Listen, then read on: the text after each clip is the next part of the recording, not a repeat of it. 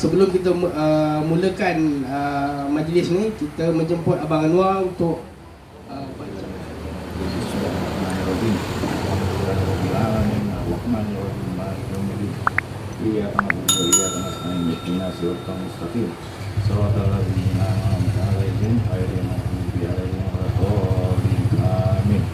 Amin, amin, amin. Ya Allah, ya Rahman, ya Rahim. Hanya padamu sahaja kami panjatkan kesyukuran atas segala rahmat dan berkat-Mu. Bersama dengan majlis pada hari ini, kami memohon inayah dan taufik-Mu. Kurniakanlah kesejahteraan, kebahagiaan kepada kami. Bukalah hati-hati kami, lapangkanlah dada kami supaya kami dapat merasai ilmu dan pengetahuan berguna untuk agama, bangsa dan negara. Kami mohon kepada-Mu agar Engkau berkatilah majlis ini dengan limpahan rahmat-Mu. Semoga segala usaha kami dan daya kami majlis ini mendapat keridaan dan hidayah-Mu.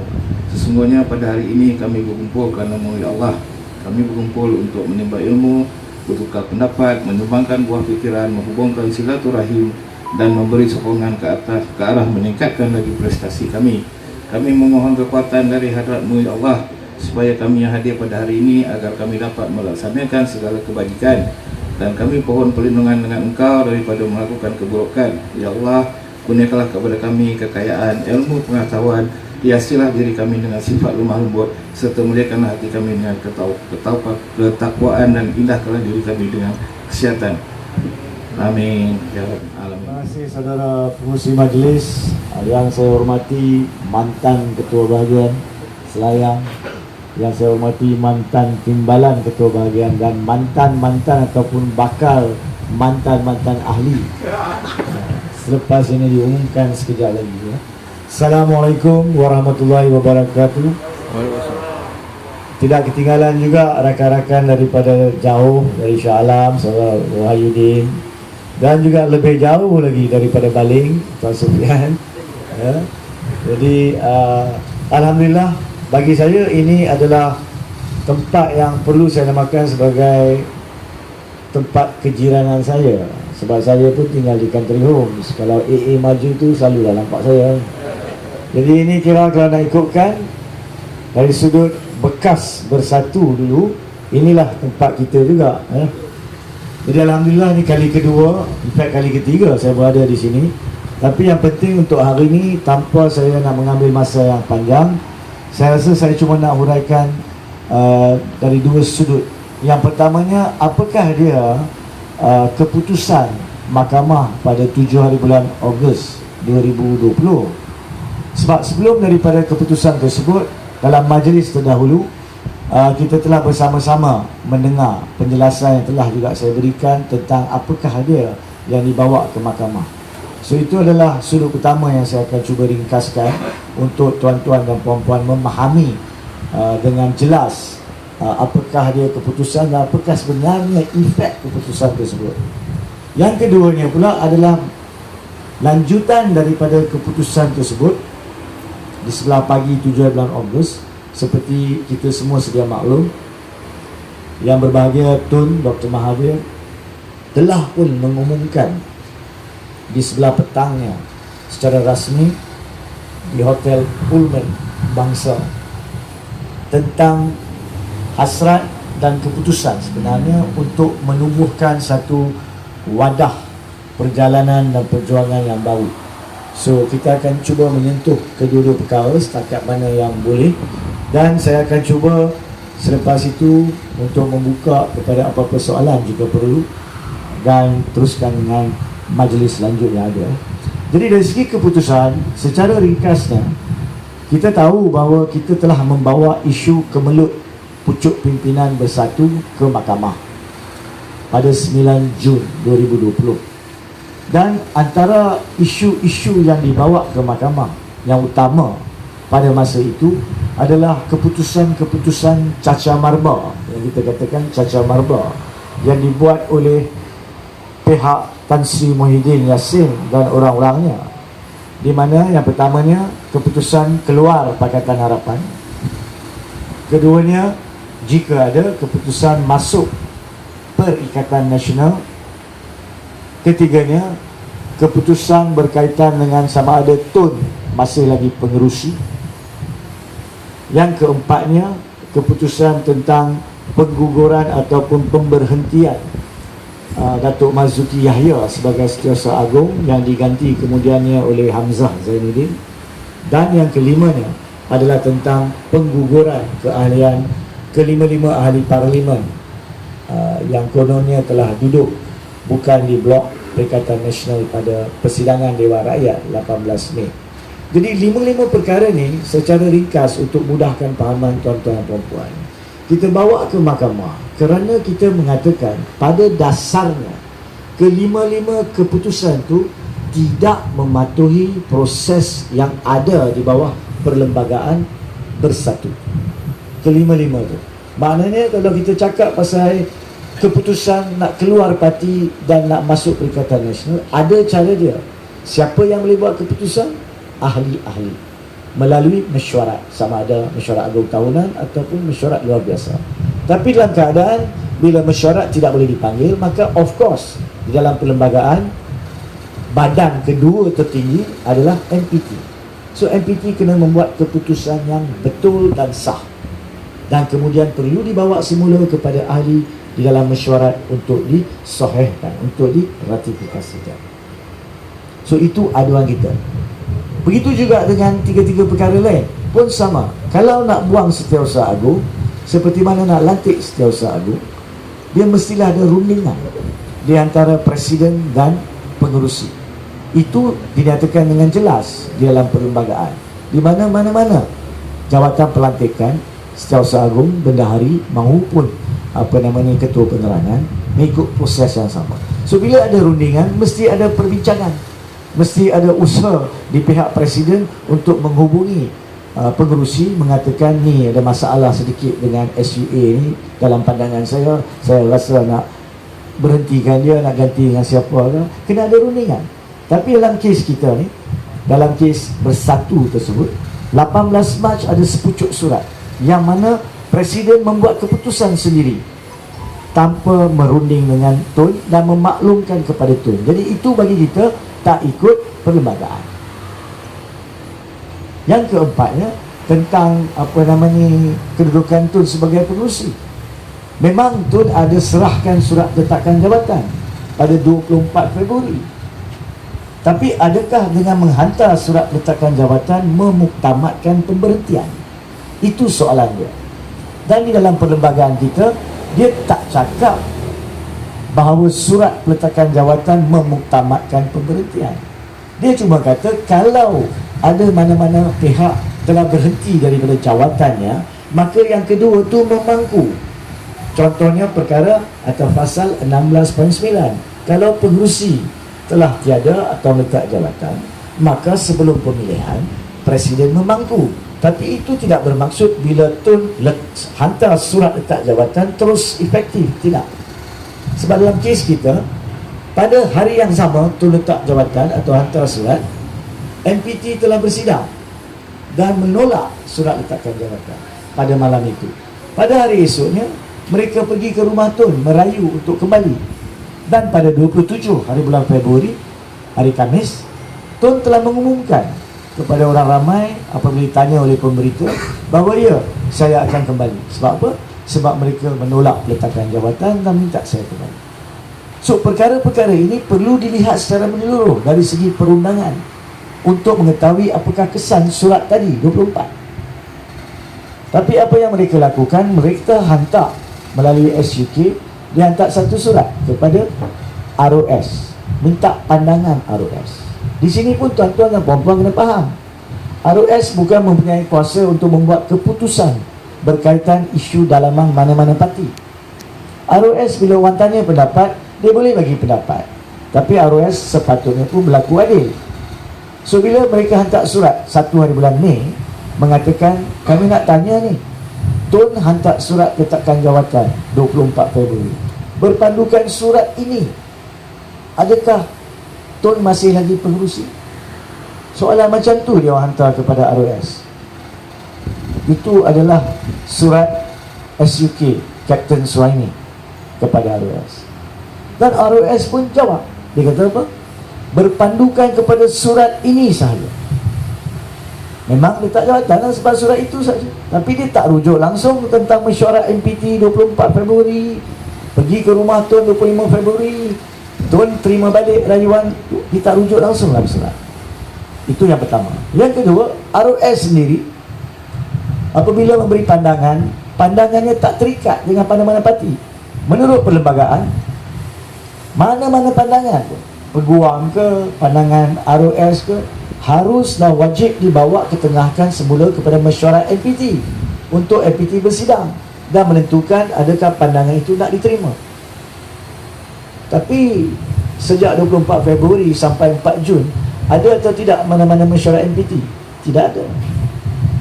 Dan jangan lupa, surat yang kalian rujuk ni, surat ROS ni 5 hari bulan Mei, iaitu 2 bulan setengah selepas surat peletakan jawatan 24 Februari itu. So ini semua adalah isu yang dibawa ke mahkamah. Begitu juga dengan isu pembubaran ahli. Itu yang paling lucu. Sebab apa?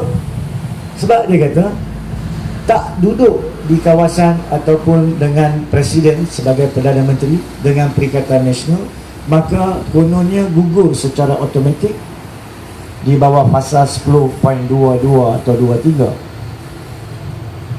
Pada 18 Mei, masa Dewan Rakyat bersidang, pada masa itu Perikatan Nasional wujud atau tak wujud? Hari ini 12 hari bulan Ogos, ada tak lagi Perikatan Nasional wujud?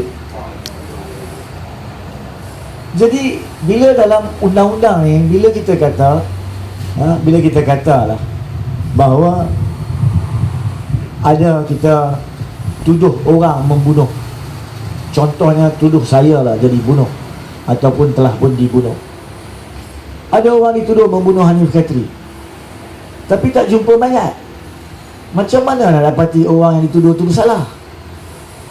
Sama lah ni, kalau tak ada pun Perikatan Nasional di Dewan Rakyat yang sah pada masa itu, macam mana boleh kata dalam surat tuduhan kata gagal duduk dengan Perikatan Nasional? Mana dia Perikatan Nasional ni? Nak duduk mana? Cakap. Jadi kertas pertuduhan ataupun alasan kena lengkap. Yang keduanya, kena juga buat keputusan adakah duduk dengan bukan dengan Perikatan Nasional tu menjadi maksud menyertai parti lain. Kena ada keputusan dibuat, baru jatuh automatik, gugur keahlian. Keputusan siapa yang boleh buat? Sekali lagi MPT. Tapi ada tak apa-apa mesyuarat MPT bahawa dalam hal keadaan kes ini, bukan saja mahkamah kena dengar permohonan ini, tapi sebelum mahkamah dapat bicara, mahkamah perlu bagi beberapa perintah untuk menentukan parti ini tidak dikucar-kacirkan sampai mahkamah buat keputusan. Jadi pada 9 hari bulan Julai, apabila mahkamah dengar hujah, mahkamah tangguh untuk keputusan 7 hari bulan Ogos. Mahkamah membuat keputusan dari dua sudut. Ini saya nak tuan-tuan dan puan-puan faham. Yang pertama, mahkamah kata menurut hujah kami 18C yang menghalang orang bawa kes parti ke mahkamah cuma dapat dihalang ataupun cuma boleh dihalang kalau memang keputusan yang diadu adalah keputusan yang dibuat secara sah oleh pihak-pihak yang diberi kuasa yang sah di bawah perlembagaan. Kalau MPT pada 24 Februari malam tu mengatakan bahawa surat peletakan jawatan Tun disahkan, maka habislah. Dia orang yang buat keputusan. Kalau misal kata MPT yang membuat keputusan kata Tun duduk belah lain, mengatakan bahawa itu adalah menyertai parti, maka itu keputusan mengikut perlembagaan, MPT yang buat keputusan. Kalau mereka membuat keputusan yang betul menurut mesyuarat untuk keluar pakatan dan kemudian join Perikatan Nasional, maka itu keputusan-keputusan yang sah. Tapi menurut aduan kita, mereka tak buat macam tu. So hujah kita adalah 18C tak menghalang mahkamah mendengar aduan kita, sebab aduan kita adalah terhadap ketidakpatuhan perlembagaan parti. Tapi mahkamah untuk keluar daripada masalah ni, dia buat apa? Dia kena sahkan, kata tidak ada pertikaian. Jadi dia kata, tapi kita tengok mesyuarat 4 Jun 4 Jun ada mesyuarat MPT, ingat tak? yang diumumkan oleh Hamzah Zainuddin pada 5 Jun. Kalau buka balik akan nampak kenyataan Hamzah Zainuddin ada 13 perenggan. Pada 5 Jun dia buat pengumuman. Dalam ke-13 perenggan tersebut, memang dia kata pada 4 Jun kami sahkan ini, pada 4 Jun kami sahkan itu, dan sebagainya. Dan oleh itu mahkamah mengatakan, memandangkan mesyuarat 4 Jun telah sahkan apa yang berlaku sebelum itu, maka tidak ada pertikaian yang boleh didengar oleh mahkamah. Faham? Pertama sekali, maksudnya mahkamah tak kata keputusan-keputusan pada tarikh-tarikh asal tu, iaitu 24 Februari, 23 Februari kononnya keluar Pakatan Harapan, Perikatan Nasional masuk Perikatan Nasional, pada 1 Mac bila Muhyiddin angkat sumpah, keputusan untuk buang SUA 18 Mac, keputusan kata Tun bukan pengerusi pada 5 Mei, keputusan bahawa semua mereka hilang keahlian pada 28 Mei. Keputusan itu bukan betul atau salah, mahkamah tak buat keputusan. Mahkamah kata kononnya sebab pada 4 Jun MPT telah sahkan, yang mana sah itu tak sah, dia dah sahkan, jadi saya tak mau dengar. Jadi tak bermaksud apa yang mereka buat sementara itu semua betul. Tidak, mahkamah tak buat keputusan. Itu kena faham. Mahkamah tidak ada dalam keputusan dia mengatakan pada 24 Februari memang betul surat peletakan jawatan tu dah efektif. Tak ada. Dia tak kata Marzuki Yahya secara tepat dibuang pada 18 Mac. Faham? Tapi apa yang berlaku adalah pada tarikh-tarikh tersebut, mulai pada tarikh-tarikh tersebut, sememangnya Bersatu tidak dapat berfungsi melalui pengerusi yang sah, melalui setiausaha yang sah, dan melalui ahli-ahli yang sah. Betul tak betul? Itu mahkamah tak lihat. Dan yang paling penting, mahkamah tak sedar dan tak langsung melayan isu dari segi perundangan. Apakah antara hujah kita yang penting, iaitu mesyuarat 4 Jun itu pun tak sah. Sebab kalau kita belum tahu lagi Tun ahli lagi atau tidak, kita belum tahu lagi Tun pengerusi atau tidak, mesyuarat MPT cuma boleh dipanggil oleh pengerusi. Tapi 4 Jun mesyuarat tak dipanggil oleh Tun, dipanggil oleh Muhyiddin. Jadi kalau mesyuarat itu tak sah, macam mana awak gunakan mesyuarat yang tak sah untuk mengesahkan benda sebelum tu? Faham? Perkara ni mahkamah tak jawab. Tapi mahkamah cari jalan untuk mengelakkan dia daripada mendengar kes kita. Walau apa sekalipun, saya tidak nak melibatkan perkara itu di sini. Saya cuma nak tekankan tuan-tuan dan puan-puan kena faham bahawa sampai ke hari ini kita tak boleh terima, dan pihak sana pun tak boleh katakan bahawa keputusan-keputusan mereka yang berlima dulu tu adalah sah. Itu bukan keputusan mahkamah. Dan sebelum daripada keputusan, saya ada berbincang dengan Tun, sebab pada masa itu pun kita tahu kadang-kadang keputusan di mahkamah, dan selalunya dalam kes-kes politiko-legal ni, mahkamah akan mengambil jalan selesa. Saya tidak ingin menuding jari, akan mengambil jalan selesa sebab mahkamah pun adalah manusia. Macam mana Ross ni, kalau tuan-tuan dan puan-puan ingat, pada 1 hari bulan Mac, Tan Sri telah mengangkat sumpah sebagai Perdana Menteri. Ingat? Pada 9 hari bulan Mac, dia menubuhkan Jemaah Menteri, di mana Hamzah Zainuddin dinamakan sebagai Menteri Dalam Negeri. Antara agensi di bawah Kementerian Dalam Negeri adalah Ross. Kemudiannya pada 16 Mac, cukup 1 minggu selepas Hamzah Zainuddin menjadi menteri, Tan Sri telah mengumumkan PKP akan dilaksanakan mulai 18 Mac. Ingat tak? Dan pengumuman pertama dia PKP untuk 2 minggu sampai 1 April, dan akan dikaji semula. Betul tak betul? Tapi pada hari yang sama, 16 Mac itu, satu-satunya agensi persekutuan Ross telah keluarkan satu kenyataan mengatakan mulai pada hari ini semua parti tidak boleh mengadakan persidangan atau mesyuarat ataupun aktiviti. Bukan sampai 1 hari bulan April, sampai 30 Jun. Soalan dia, macam mana ROS tahu PKP akan dilanjutkan sampai 30 Jun? Ada terfikir tak? Kita punya ketua pengarah Nur Hisham tu yang tersohor di dunia sekarang ni, dia sendiri KKM tu dia extend 2 minggu. Tapi Ross boleh extend halangan dia sampai 30 Jun. Masuk akal kan? Melainkan dia kasyaf lah, boleh baca masa depan.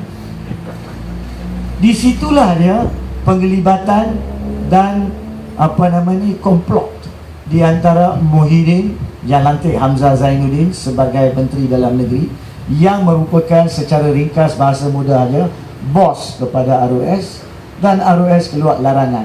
Kenapa jadi macam ni? Untuk mengorak langkah, untuk memudahkan Muhyiddin dan geng dia membuang pihak Tun satu demi satu supaya tidak dapat memperbetulkan kesalahan dan kejahatan yang mereka lakukan.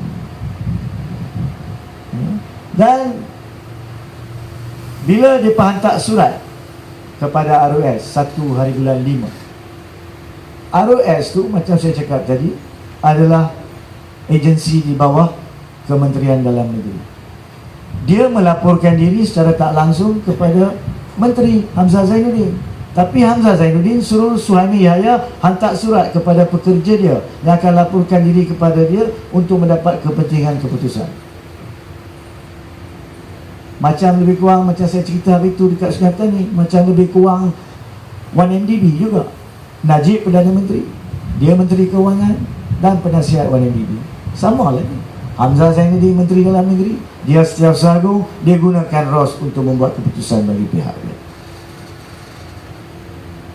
Jadi perkara-perkara ini sebenarnya dilakukan dengan komplot daripada awal lagi. Kalau tidak, tak perlulah ROS keluarkan kenyataan mengatakan tak boleh buat persidangan sampai 30 Jun. Oleh kerana itulah Tun tak boleh panggil MPT meeting. Oleh kerana itulah ahli-ahli tak boleh minta EGM. Masa tu 20 orang lebih nak jumpa pun tak boleh. Ini hari sekali boleh sampai 50. Kan?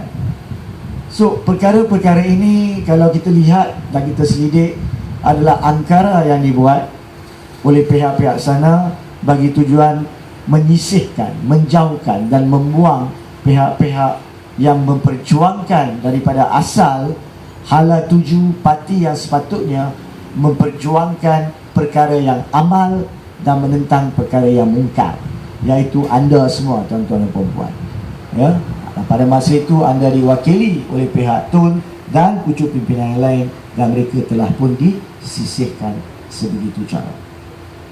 Sebenarnya pada hakikat, whatever it is, apa sekalipun, Parti Bersatu yang ada sekarang ni, pucuk pimpinan Parti Bersatu sekarang ni, dalam bahasa mudah dia, kita sama-sama boleh katakan di khalayak ramai dan di muka mereka terus, kata mereka ni sebenarnya adalah pendatang asing dan setinggan setinggan haram dalam Parti Bersatu. Kenapa saya cakap macam tu? Sebab kalau pada 1 hari bulan Mac, bila Muhyiddin angkat sumpah sebagai Perdana Menteri, tidak ada keputusan untuk gabung dengan UMNO, gabung dengan PAS, membuat kerajaan baru. Ada tak sampai hari ni dia bagi tahu? Tak ada. So secara automatik menggunakan hujah mereka sama, secara automatik keahlian Muhyiddin bubar pada 1 Mac. Keahlian Hamzah Zainuddin dalam Parti Bersatu bubar dan jatuh pada 9 Mac selewat-lewatnya bila dia menjadi Menteri Dalam Negeri. Dan dia memang pendatang pun daripada UMNO. Bila gugur keahlian dia, jadi pendatang asing lah. Dan Muhyiddin bila dah gugur keahlian dia pada 1 Mac, maka dia menjadi setinggan haram dalam parti. Sebab itulah pada hakikatnya, tuan-tuan dan puan-puan kena faham, yang menjalankan dan mentadbir urus Parti Bersatu sekarang ni memang adalah pendatang asing dan setinggan haram. Dan kita tak mau pun berkomplot dengan mereka. Kita nak keluar daripada mereka. Begitu juga bukan dia orang dua ni. Setiap menteri, setiap timbalan menteri yang angkat sumpah pada tarikh-tarikh berkenaan, setiap pengerusi agensi kerajaan, setiap pengerusi GLC, setiap setiausaha politik, setiap pegawai-pegawai menteri dan timbalan menteri, semuanya pada tarikh-tarikh mereka mengambil lantikan, mereka gugur keahlian bersatu. Pada hakikatnya mereka semua adalah pendatang asing dan setinggan haram. So itu kedudukan sebenar mereka di sana. Now, apakah hala tuju kita? Tun telah pun menyatakan dengan jelas bahawa kini pihak beliau dan yang lain, termasuklah 5 orang ahli parlimen bekas Bersatu yang kini di parlimen dikenali sebagai bebas, akan memulakan wadah baru. Perjuangan diteruskan dengan akar umbi yang setia, yang ikhlas dan jujur dalam perjuangan untuk menubuhkan satu parti politik yang baru. Ramai saya percaya yang tertanya-tanya, apakah kedudukan parti politik tersebut? Seperti yang juga dinyatakan oleh Tun, pada masa ini dalam proses untuk menentukan struktur parti, pucuk pimpinan parti, falsafah parti, perlembagaan parti, dan sebelum ianya diserahkan untuk pendaftaran dengan ROS. Tapi tuan-tuan dan puan-puan kena yakin satu perkara yang penting. Walau apa sekalipun parti sudah ditubuhkan ke, belum ditubuhkan ke, masih dalam proses penubuhan ke, sebenarnya tuan-tuan dan puan-puan semua dah ada parti baru dah. Awak adalah akar umbi parti baru. Itu kita kena faham. Proses pendaftaran akan memakan masa. Kalau kita ingat masa Bersatu dulu, tahun 2016, borang pendaftaran dihantar kepada ROS pada 8 hari bulan Ogos 2016. Pada masa itu Menteri Dalam Negeri Zahid Hamidi. Tapi sebenarnya walaupun Zahid Hamidi dan UMNO pada masa itu, mereka telah meluluskan pendaftaran Bersatu dengan beberapa pindaan sedikit pada 8 September, 1 bulan. Tapi sebelum pilihan raya umum, ada permasalahan diberikan kepada Bersatu melalui ROS lagi. Siapa nama Rosmah ni saya minta maaf. Rosnah ke, Rosmawati ke. Rosmawati ke. Jadi pada masa itu juga menjelangnya PRU 14, adakah kita berhak pada masa itu menggunakan logo Bersatu? Tidak. Pada masa itu kita berjuang atas logo PKR. Perkara ini bukan perkara baru. Seandainya PRU 15 berlangsung atau dibubarkan parlimen esok dan berlangsung dalam tempoh 60 hari daripada sekarang, dan kita belum dapat pendaftaran pun, adakah itu masalah? Tidak. Kita dah biasa dengan melawan pilihan raya menggunakan logo lain. Rakyat di luar, para pengundi pun dah biasa, dia orang pun dah matang. Tak ada masalah. Jadi isu pendaftaran parti jangan dihangat-hangatkan. Jangan menjadi suatu halangan kepada tuan-tuan dan puan-puan meneruskan perjuangan. Itu bagi saya perlu kita faham dan perlulah kita dalami, supaya jangan nak buat macam mana ni, parti pun belum daftar, takkan kita jadi ahli. No. Kalau nak ikut mantan KB ni, boleh sediakan hari ni kertas A4, kertas kalang, tulis nama semua yang nak jadi ahli. Bila dah daftar, terus daftar lah, isi borang. Faham tak? Kalau tak faham juga boleh tanya soalan selepas ini.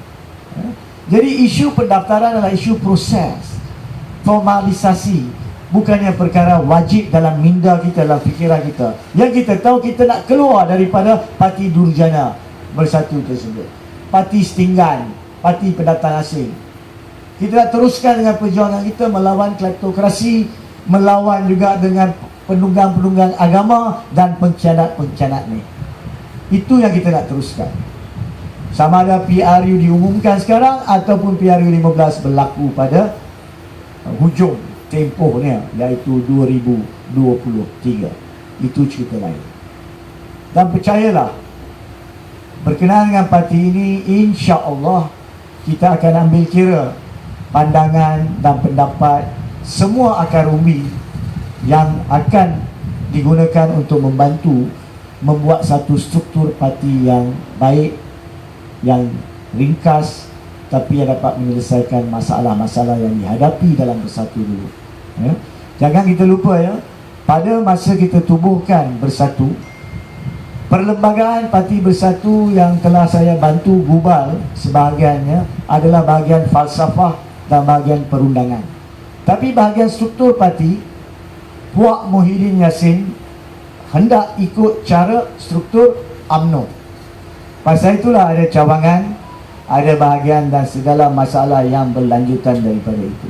Perkara ini pun akan diteliti, akan dihalusi, dan akar umbi akan dimaklumkan secepat mungkin bila perkara itu diselesaikan.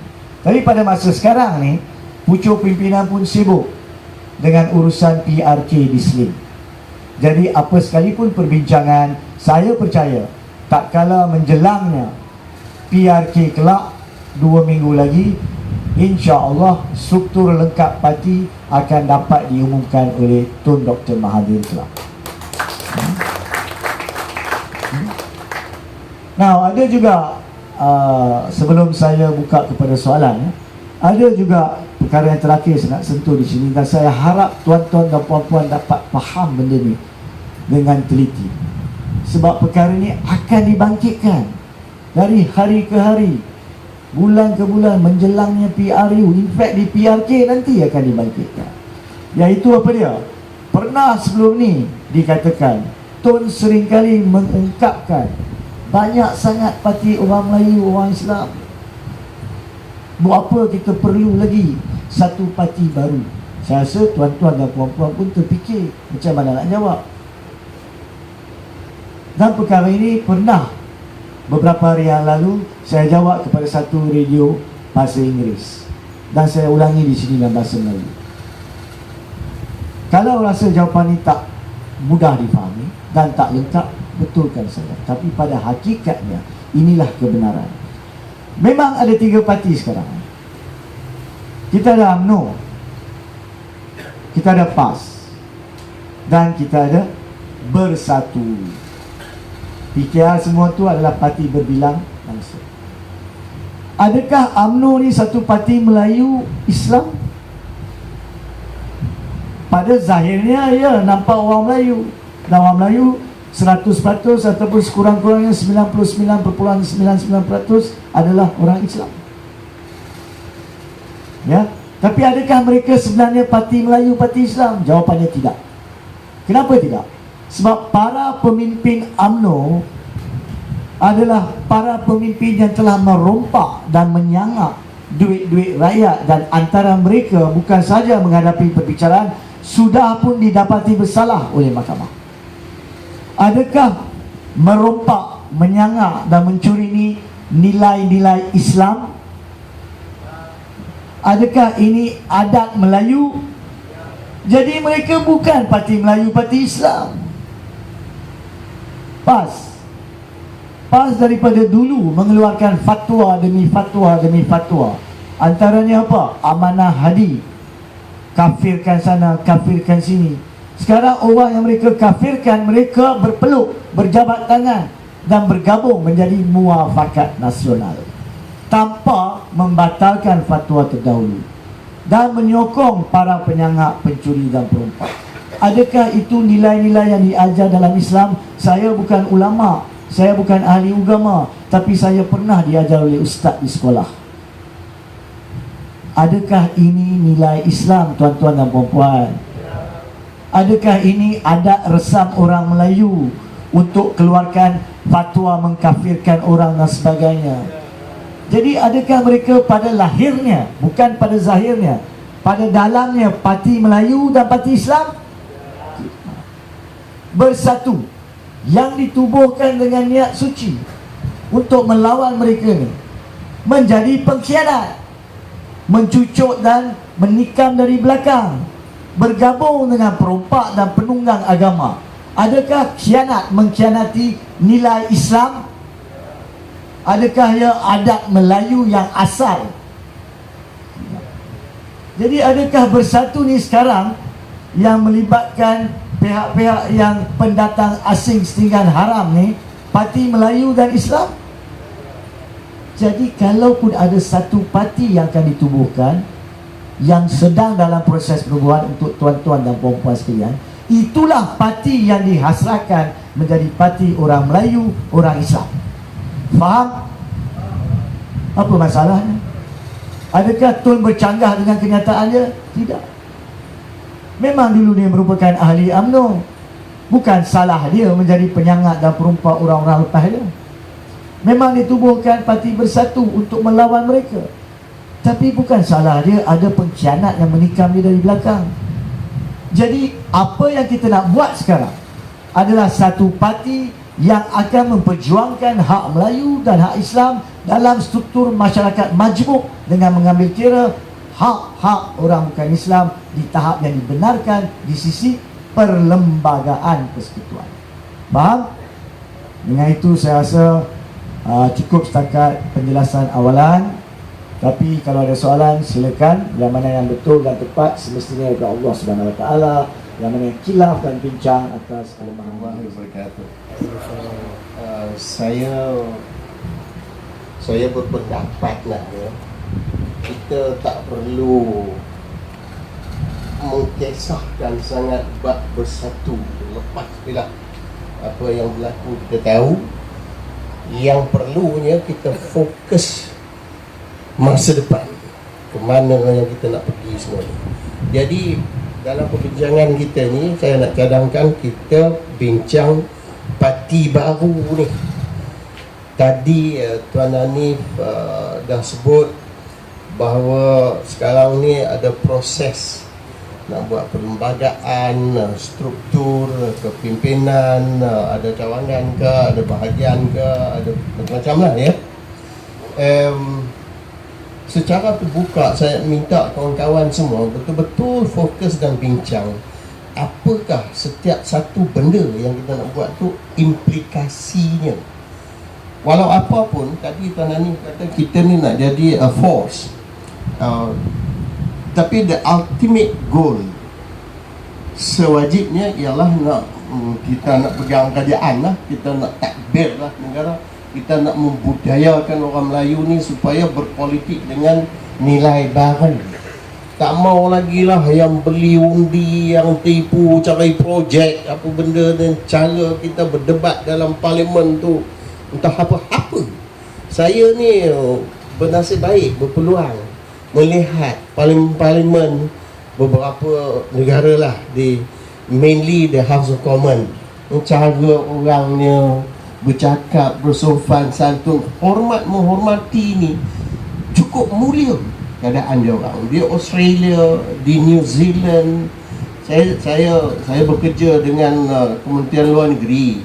Tugas saya memerhatikan, buat analisa political proses negara lain. Sampai saya tak berapa nak faham politik di negara sendiri. 25 tahun semuanya total saya berada di luar. Balik-balik negara sendiri saya tak kenal. Bila saya melihat negara sendiri dengan mata kepala sendiri, baru saya tahu rupanya ada famous satu MDB lah, Velcro dijual lah, macam-macam. Kemudian 2-3 bulan baru ni saya berpeluang jadi ahli majlis. Ahli majlis ni unit yang rendah sekali lah dalam pemerintahan kita ya. Saya di baling tu ada dalam lebih kurang 200 kontraktor. Ni yang dapat projek orang kata G1, G2, G3 sampai ke 7 ni, saya benda macam ni tak faham pun.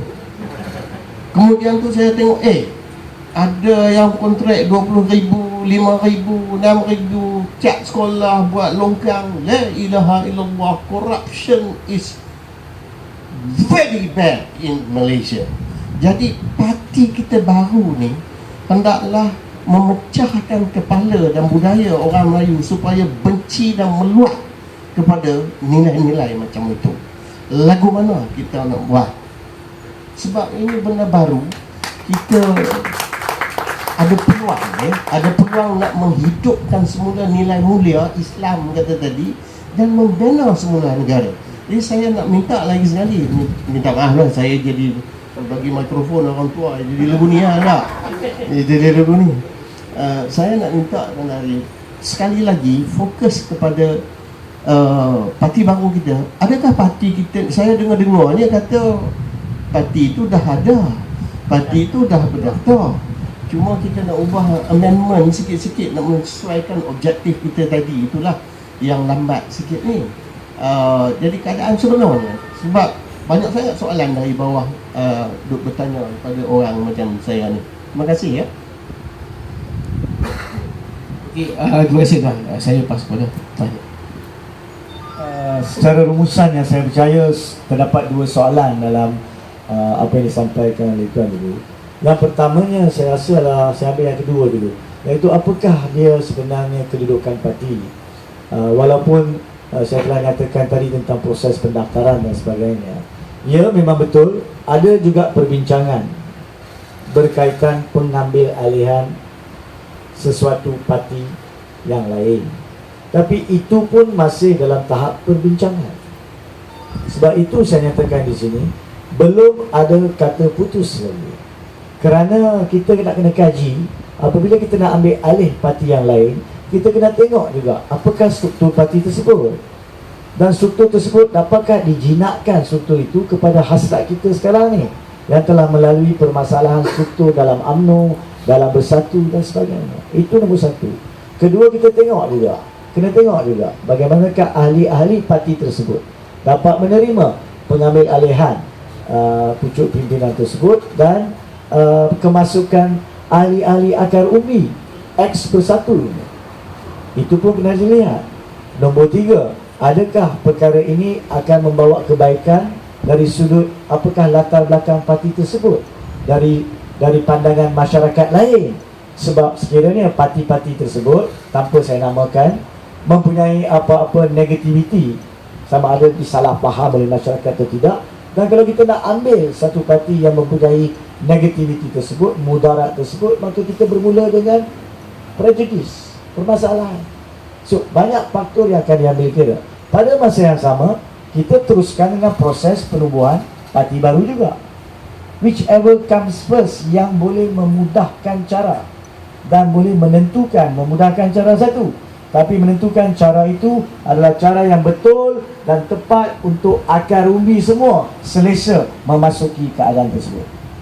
Saya harap Tuan Sufian, soalan kedua tersebut saya telah jawab. Tapi kalau nak jelasan lagi boleh tanya. Setakat mana saya boleh jawab, sebab saya cuma akan bantu untuk menubuhkan ataupun membantu menyediakan struktur-struktur mana yang betul, pucuk pimpinan yang membuat keputusan ya.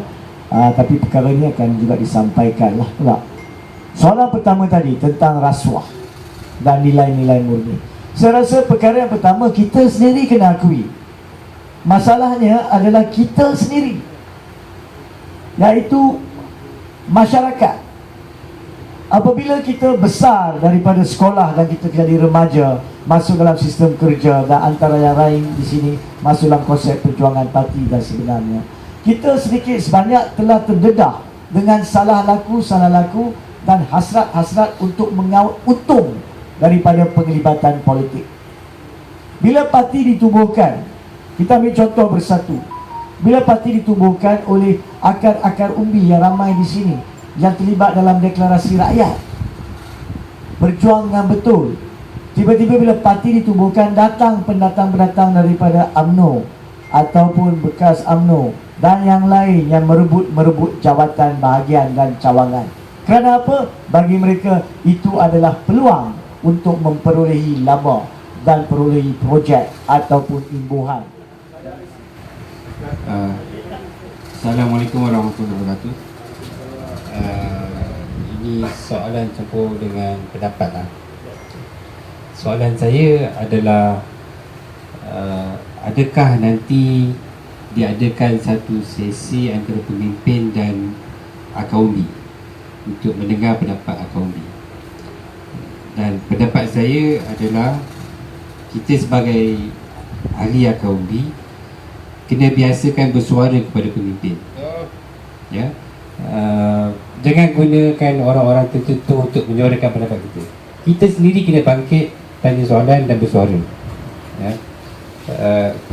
Ini masalah bagi semua parti politik sebenarnya.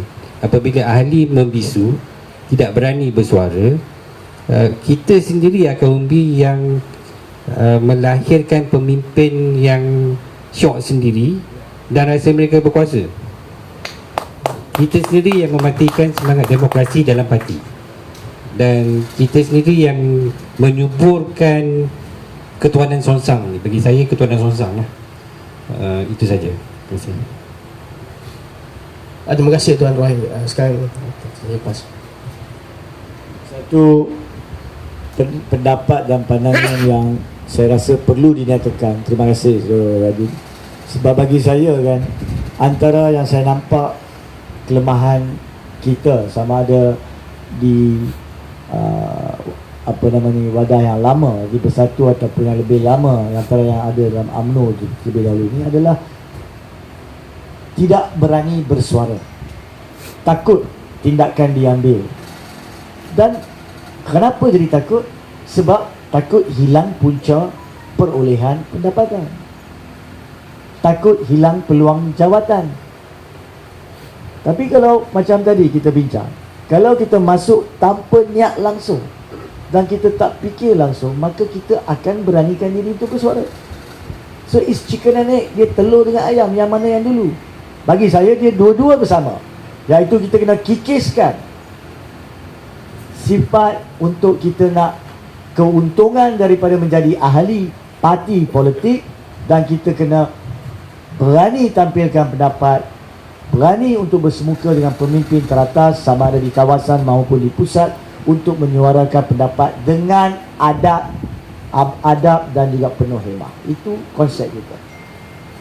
Dan balik kepada cadangan tadi, ada atau tidak majlis akan diadakan, saya percaya itu adalah perkara yang dalam perangkaan. Tapi di tahap sekarang ni, kita mempunyai PRK Slim pada hujung bulan ni. Jadi saya harap tuan-tuan dan puan-puan boleh faham sekiranya pucuk pimpinan tidak dapat datang pada tempoh ini. Tapi insya-Allah seperti yang dikatakan, apabila struktur dan segalanya telah hampir dibentuk dan diumumkan semasa tempoh-tempoh terakhir PRK nanti, selepas daripada itu saya berharap ada masa untuk semua para pemimpin yang perlu hadir di kawasan yang ada, supaya perkara ini dapat dijelaskan dengan lebih terperinci, lebih dekat oleh para pemimpin sendiri kepada bakal pemimpin akar umbi. Sebab anda ni bukan akar umbi saja, anda adalah bakal para pemimpin. Kita cuba sedaya upaya untuk wujudkan satu sistem di mana akar umbi boleh dengan di atas landasan yang betul, dengan jujur, dengan baik, boleh sampai ke tahap pucuk pimpinan. Sebab kalau struktur tersebut dipersetujui, maka kita tak ada halangan cawangan yang akan mencantas anda. Kita tiada halangan bahagian yang akan mencantas anda. Dua perkara tersebut telah pun ditolak keluar. Jadi yang mana yang betul-betul berjuang, yang mana betul-betul boleh buat kerja, ada nilai positif untuk kebaikan negara, akan nampak jalan terbuka untuk terus berkhidmat, bukan kepada parti saja, kepada negara. Dan akhir sekali, saya terlupa nak jawab soalan tadi atau menyentuh isu Sufian tadi. Dia tanya ataupun dia kata, bila kita buat parti, kita nak jadi kerajaan. Ada betulnya, tapi saya tak setuju sepenuhnya. Sebab apa saya kata saya tak setuju? Sebabnya selama ini kita cuma faham konsep dua parti. Itu pun baru sejak pilihan raya PRU 12 kot. PRU 11 kita tahu satu parti saja yang bermaharajalela dalam Malaysia, Barisan Nasional. PRU 13, PRU 12, 13, 14 baru wujud dua parti yang betul, yang efektif. Tapi tuan-tuan dan puan-puan kena faham, parti kita yang akan ditubuhkan seperti yang diumumkan oleh Tun bukan memihak kepada Perikatan Nasional langsung dan tidak memihak kepada Pakatan Harapan. Adakah itu bermaksud kita tak mau jadi kerajaan? Tidak. Tapi adakah itu bermaksud kita masuk pilihan raya dengan keinginan dan keyakinan kita menjadi kerajaan? Tidak. Kita masuk pilihan raya dengan keyakinan kita akan membentuk kerajaan, bantu membentuk kerajaan. Sebab apabila PRU diadakan, susah dalam keadaan politik sekarang, mana-mana blok 1 atau blok 2 mempunyai kemenangan majoriti untuk menubuhkan kerajaan. Kita dah tengok daripada PRU 14 macam mana tipisnya, walaupun cantik masa tu, bila katak-katak dan kodok-kodok melompat bersama tupai-tupai, maka hancur. PRU 15 ni besar kemungkinan kalau diadakan tidak akan ada majoriti mana-mana pihak. Jadi siapakah dia yang akan membentuk kerajaan? Blok ketiga. Pada masa itulah pihak Pakatan Harapan, pihak Perikatan Nasional berduyun-duyun, berlari-lari, merayu kepada Tun, tolonglah, bantulah, kami akan bagi apa yang perlu, macamlah kita bila kuasa. So di situ saya harap tuan-tuan dan puan-puan faham, tanggungjawab parti ini kelak adalah untuk membentuk kerajaan, bukan semata-mata nak menjadi kerajaan. Dan blok ketiga ni suatu falsafah baru di Malaysia. Sebagai contoh, di England dulu, bukan kita nak ambil contoh Mat Saleh saja, tapi nak bagi cerita sikit. Beratus tahun ada konsep dua parti, Konservatif dan Labour. Tanyalah yang pernah pergi House of Commons banyak kali. Tapi sejak tahun 80-an dan 90-an, yakni 30-40 tahun dulu, baru wujud third force, Social Democratic Party, SDP. Dan untuk berbanyak-banyak pilihan raya, mereka menang kursi sikit je, 10%, 7%, 12%. Tapi mereka lah yang mempelopori konsep bukan undi berpandukan kepada jumlah undi, tapi dinamakan calon-calon. Katalah perlu 3 kursi di kawasan Rawang, maka 3-3 diundi. Siapa yang dapat lebih, dia dapat kursi nombor 1, nombor 2, nombor 3. Daripada situ mereka dapat kutip 1 kursi, 2 kursi. Jadi konsep blok ketiga ni adalah satu konsep yang even di negara-negara yang konon yang bertamadun baru memberi kesan. Tapi untuk kita bersyukur, sebab keadaan politik kita akan menyebabkan blok ketiga insya-Allah pada PRU 15 memberi kesan secara positif dan secara terus untuk membantu membentuk kerajaan. Dan jangan lupa, blok ketiga inilah yang mempunyai satu-satunya pemimpin yang bukan saja disegani di sini, dihormati di satu dunia. Dihormati di satu dunia.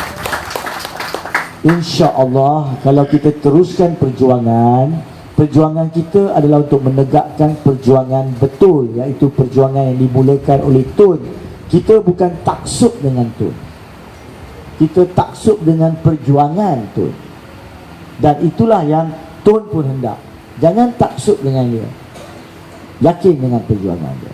Dan selagi kita ikut landasan tersebut, dan dengan izin Allah, kalau umur Tun diperpanjangkan sampai umur 194 tahun, maka kita tak payah risau. Dan kalau tidak pun, ramai daripada akar umbi dan para pemimpin lain perlu mengambil iktibar daripada perjuangan ini untuk sampai ke tahap perjuangan ke landasan yang betul, supaya blok ketiga akan terus membentuk kerajaan sampai bila-bila, insya-Allah. Kalau ada soalan, silakan. Yang yang bersatu apa semua ni dah tak ada. Dia punya perjuangan untuk bangsa Melayu, agama Islam tu dah tak ada. Dia hanya bertopingkan itu, yang sebenarnya tidak. Jadi malam ni saya ada 1, 2, 3 dengan saya, ketua cawangan. Yang seorang lagi tak dapat, 4 dengan saya. Semua ni bekas-bekas ketua cawangan yang letak jawatan sebelum. Pasalnya bila SUA yang tidak kita iktirafkan, SUA Suin Zainuddin tu, bila kita tak iktirafkan itu, dia keluarkan notis untuk 30 hari bulan.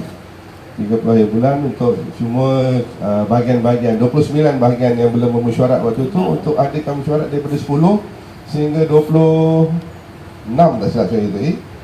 Jadi 1 hari bulan saya keluar kenyataan saya pula. Saya kata kita tak payah perlu kita tak perlu ikut. Pasal SUA itu sendiri kita tak iktiraf, tak buat apa kita ikut arahannya. Jadi 18 hari bulan saya, Datuk Wahid sebagai selaku timbalan ketua bahagian, ada 4-5 orang lagi ketua cawangan dengan AJK bahagian, semua buat surat letak jawatan. Kita letak jawatan membantah, bukan kita letak jawatan kerana benda lain, tapi kita letak jawatan membantah arahan yang dikeluarkan untuk memesyuarat. Bismillahirrahmanirrahim. Saya Zulkifli bin Muhammad, mantan ketua bahagian Selayang, bersama dengan Datuk Wahid dan juga mantan timbalan ketua bahagian Selayang, dan juga sebahagian besar AJK bahagian, ada ketua-ketua cawangan di sini. Dan dengan ini bahawa kami mengumumkan kami keluar daripada Parti Bersatu ataupun Parti Pribumi Bersatu Malaysia dengan kuat kuasa serta-merta.